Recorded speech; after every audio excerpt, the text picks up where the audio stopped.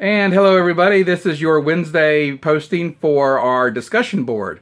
And right now, everybody's still working on their initial posts, as those have to be in by midnight tonight.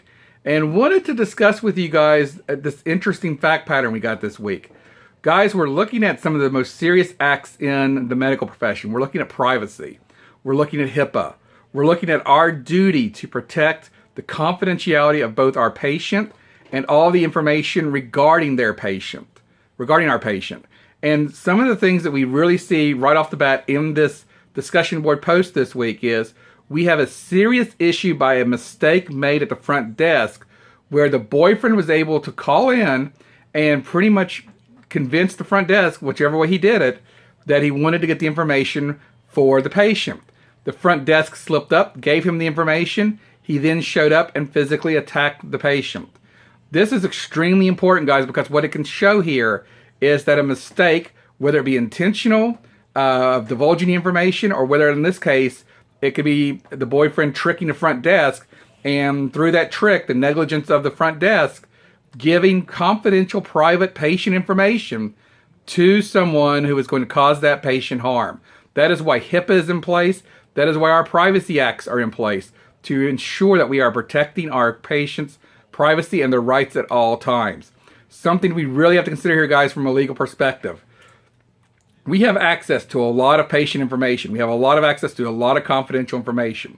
It is very easy to get into a discussion with someone in a public place or to a family member or friend and tell a war story, or what we refer to as a story about a patient, their care, issues that they're having.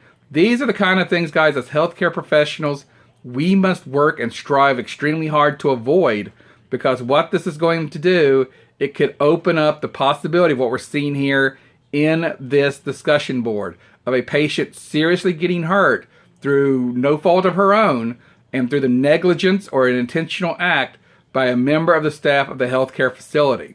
Just like we've been talking about, guys, in weeks 1 and 2, this again can create massive legal ramifications for both the individual who gave up that material and the individual facility itself, who is also responsible for that patient's confidential information.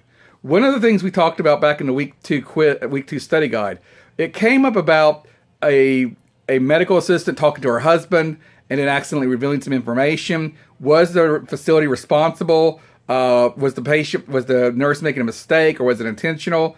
What kind of liability, what kind of negligence is there? HIPAA, guys, is extremely important. If we learn one major thing this week, it's about HIPAA. That a facility, once it trains its associates and its staff, that does not end its responsibility. The facility has a guarantee to all of their patients to protect their privacy, and they must ensure that their staff does so as well also. You are responsible as a professional in healthcare to be on guard 24/7. So even when you officially clock out and go home, that doesn't mean you become a chatterbox and start talking about these informations to anybody who wants to listen to them. You are still under that duty of confidentiality to not reveal that information.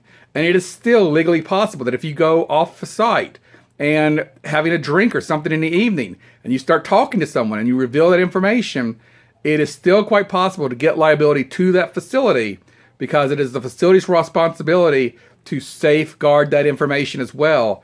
And so a person could have a legal cause of action against both you for revealing it and your employer for revealing it.